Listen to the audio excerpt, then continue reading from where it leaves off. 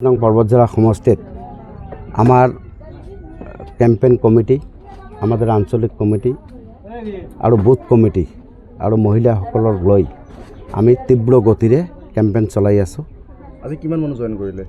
আজি প্ৰায় আমি দুটা জায়গাতে ইতিমধ্যে জয়েন কৰালোঁ। প্ৰায় 200ৰো অধিক ব্যক্তিয়ে জয়েন কৰিলে, মহিলা, পুৰুষ, বয়োজ্যেষ্ঠ ব্যক্তি সকলোৱে আজকে আপ্লুত হৈ মৌলানা বদৰুদ্দিন আজমলৰ চাহাবৰ প্ৰতি আস্থা ৰাখি আজকে ইউডিএফ দলত সকলোৱে যোগদান কৰে। পৰ্বতঝৰাত যেহেতু এইটো বিটিচিৰ আণ্ডাৰত নতুন সমষ্টিখনত এআইইউডিএফৰ আচলতে ইছ্যু কি হ'ব, নিৰ্বাচনী ইছ্যু কি হ'ব ইয়াত? চাওক, আমি সৰ্বপ্ৰথমে মানে এই সমষ্টিটো আগত আমি সংলগ্ন আছিলোঁ। গোসাইগাঁও, কোকৰাঝাৰ 29 নম্বৰ তেতিয়া আছিল, বিলাসীপাৰা পশ্চিম, গৌৰীপুৰ, গোলকগঞ্জ। আমি দেখিছোঁ সমষ্টিটোত মানে সেই সময়ত বিশেষকৈ গোসাইগাঁও আৰু কোকৰাঝাৰ মাহিলে দৃষ্টিৰে চোৱা হৈছিল। এই সমষ্টিটো আমাৰ যেনেকুৱা আছিল যে শিক্ষাৰ ক্ষেত্ৰত আমি বহুত পিছ পৰি আছোঁ।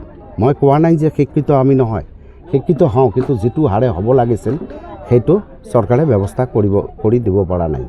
আমি ফাৰ্ষ্ট প্ৰায়ৰিটি ৰাখিছোঁ যে আমি শিক্ষাক আগুৱাই লৈ যাম আৰু লগে লগে আমি প্ৰায়ৰিটি দিম যোগাযোগ ব্যৱস্থা, কাৰণ যোগাযোগ ব্যৱস্থা বহুত দুৰ্বল হৈ আছে। কাৰণ আমি বজাৰমুখী নহওঁ, আমি চহৰমুখী নহওঁ। যেতিয়া কানেক্টিভিটি গাঁৱৰ পৰা, দুৰ্গম এলেকাৰ পৰা আমি উইথ ব্ৰিজ, দলঙেৰে সৈতে যদি ৰাস্তা আমি যোগাযোগ ব্যৱস্থা উন্নত কৰাব নোৱাৰোঁ, কেতিয়াও আমি উন্নয়ন এখন সমষ্টি বা এখন গাঁও আমি কেতিয়াও কৰিব নোৱাৰিম। এতিয়া 100% প্ৰায়ৰিটি দি আমি কাম কৰিম। আৰু এটা কথা, যিহেতু এই সমষ্টিখনত আপোনাৰ যদি চোৱা যায় বিৰোধী কংগ্ৰেছ হওক বা NDA প্ৰাৰ্থী আপোনাৰ বা BPFৰ হওক, এই প্ৰভাৱশালী নেতাসকলৰ লগতে আপোনাৰ যিহেতু এআইইউডিএফ প্ৰাৰ্থী প্ৰত্যক্ষ কৰিছে, যুঁজটো কেনেকুৱা ধৰণৰ হ'ব আপোনালোকৰ মাজত? চাওক, আমি আজি প্ৰায় 3 মাহ ধৰি এই সমষ্টিত চুকে কোণে আমি দৌৰি আছোঁ। ইমান দিনে আমি কোনো দলকে ইয়াত দেখা নাই যে কাম কৰি আছে। আমি কাৰো মানে প্ৰত্যাহ্বানৰ সন্মুখীন হোৱাই নাই। ৰাইজে মানে ফূৰ্তি মনত যে যাক আমাৰ ইউডিএফ দল, আমাৰ চাচাৰ দল, বদৰুদ্দিন আজমল চাহাবৰ দল আহিছে, স্বতঃস্ফূৰ্তভাৱে তেখেতসকলে আগবাঢ়ি আহিছে।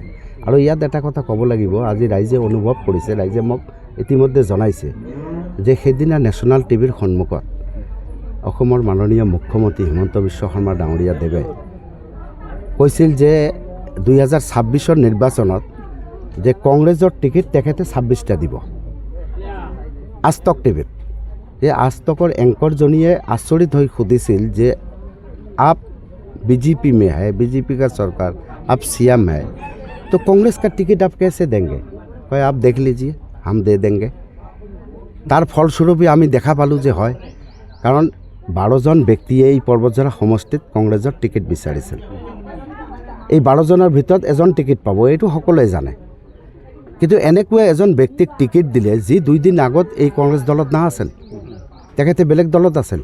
আৰু যিবিলাক অৰিজিনেল কংগ্ৰেছ কৰা প্ৰাৰ্থী আছিল তেখেতসকলক ডিপ্ৰাইভ কৰাই সেই ব্যক্তিজনক টিকট দিয়াত সকলোৱে ধাৰণা কৰি আছে যে এই আজতক টিভিত অসমৰ মুখ্যমন্ত্ৰী কোৱা 30 জনৰ ভিতৰত এই এজনটো আমাৰ পৰ্বতঝৰাৰ কেণ্ডিডেট হয় নেকি সন্দেহ কৰি আছে, যে তেখেতকে এই 30 জনৰ ভিতৰত এজন হয় নেকি যে অসমৰ মুখ্যমন্ত্ৰীয়ে টিকট দিয়া ব্যক্তি এইজনেই।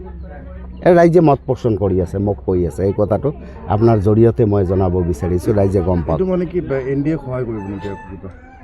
এইটো অবভিয়াছলি যে NDA সহায় কৰাৰ কাৰণে আজি এই গেম। নহ'লে BJPৰ মুখ্যমন্ত্ৰী কেনেকৈ কংগ্ৰেছৰ এটা নেশ্যনেল দল তেখেতসকলক 26টা টিকট প্ৰদান কৰিব? আৰু আঞ্চলিক টিভিত নহয়, কোনো পৰ্টেল টিভিত নহয়, নেশ্যনেল টিভিত কোৱা কথা। কাৰণ এইটো অসত্য হ'বই নোৱাৰে যে তেখেতে 30টা টিকট দিয়া বুলি তেখেতে ঘোষণা কৰিছে যে কংগ্ৰেছৰ 30টা টিকট মই দিম। আৰু আজি অনুভৱ হৈছে ৰাইজৰ যে পৰ্বতজৰা সমষ্টিত যিজন ব্যক্তিক টিকট দিছে সেইজন ব্যক্তিটো অসমৰ মুখ্যমন্ত্ৰীয়ে দিয়া টিকট নহয়। এই প্ৰশ্ন ৰাইজে কৰি আছে। আপুনি কিমান শতাংশ আশাবাদী? নিশ্চয় আমি 100% আশাবাদী। রাইজর পূর্ণ সহযোগিতায় আগামী 9 তারিখে যে মূল্যবান ভোট সাব্যস্ত করব, ইনশাআল্লাহ সেইটো আমরা মৌলানা বদৰুদ্দিন আজমল সাহাবৰ প্ৰতীক চিহ্ন আৰু ইউডিএফৰ প্ৰাৰ্থী মই আবু তাহেৰ বেপাৰীয়ে আমি আশা ৰাখিছোঁ যে হাইয়েষ্ট পৰিমাণৰ ভোট মতদান তালাচাবিত প্ৰদান কৰিব আৰু আমি জিকিম।